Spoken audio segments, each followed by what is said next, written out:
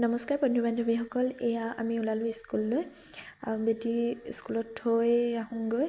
থৈ নাহোঁ মানে মই বহিয়ে থাকিম, একেবাৰে ছুটিৰ বা টাইমত লৈ আহিম আৰু। এইফালে আমি স্কুল পাই গ'লোহি। তাইক ভিতৰত থৈ আহি বাহিৰতে আমি বহি আছোঁ। আৰু আজি আকৌ এগৰাকীয়ে কৰ্দৈ লৈ আহিছিলে দেই।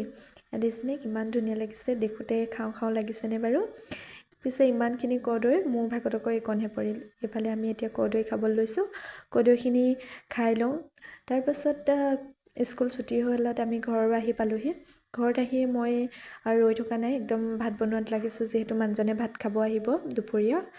এইফালে আকৌ বেটিয়ে মোক মটৰ গুচাই সহায় কৰি দিছে দেই। তাৰপিছত মোৰ ভাত পানী বনাই ৰেডি হৈ গ'ল। বাচন কেইটামান আছিলে, সেইকেইটাও ধুই লৈছোঁ। এইখিনি ধুই উঠি মই এযোৰ কাপোৰ চিলাব লাগিব, মানে মেখেলা আৰু চাদৰ। এইযোৰ দেখিছেনে কিমান ধুনীয়া।